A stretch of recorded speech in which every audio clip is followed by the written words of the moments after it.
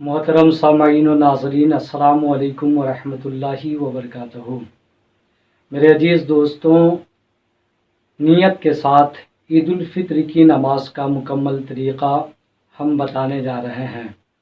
मेरे अजीज़ दोस्तों, उम्मीद करता हूँ आप तमामी अहबाब खैर व आफ़ियत से होंगे।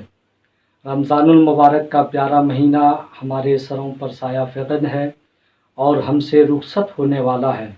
इसलिए ईद उल फित्र की नमाज का तरीक़ा मुकम्मल तौर पर हम आपको बताने वाले हैं। किस तरीक़े से नमाज ईद उल फित्र की नियत करेंगे और इसको पढ़ने का तरीक़ा क्या है। मेरे अजीज़ दोस्तों, तो नमाज ईद उल फित्र का सही और आसान तरीक़ा यह है कि सबसे पहले आप नियत करेंगे। नियत इस तरीक़े से की करेंगे, नियत की मैंने 2 रकत नमाज ईद उल फित्र वाजिब की ज़ायद 6 तकबीरों के साथ वास्ते अल्लाह ताला के मुँह मेरा तरफ काबा शरीफ के पीछे इस इमाम के अल्लाहु अकबर। नमाज ईद का तरीक़ा थोड़ा सा जुदा है, आप इसको पूरी तवज्जो से ज़रूर देखें और सुनें। मेरे अजीज़ दोस्तों, नियत कर लेने के बाद आप अपने हाथों को कानों की लौ तक ले जाएंगे और नाफ के नीचे अल्लाहु अकबर कह के बांध लेंगे।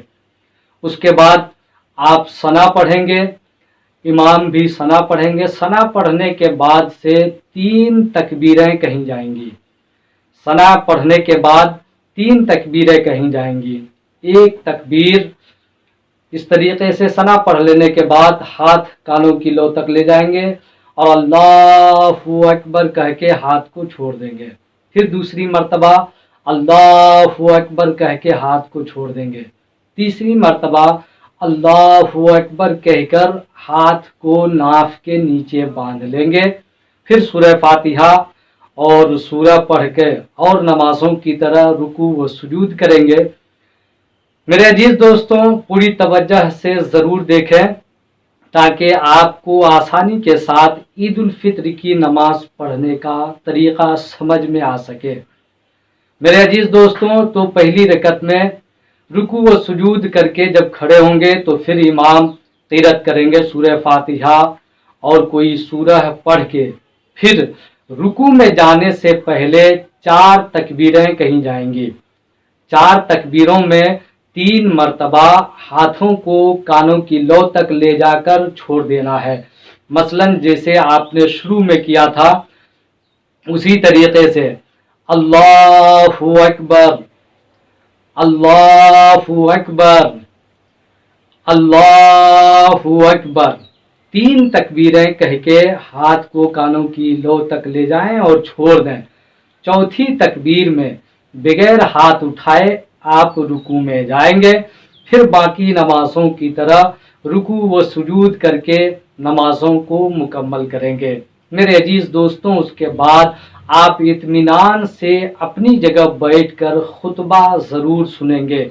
इसलिए आपको अगर खुतबे की आवाज़ सुनाई ना दे रही हो तो फिर भी आप इत्मीनान से खामोशी के साथ अपनी जगह बैठकर खुतबे की आवाज़ को सुनने की कोशिश करेंगे।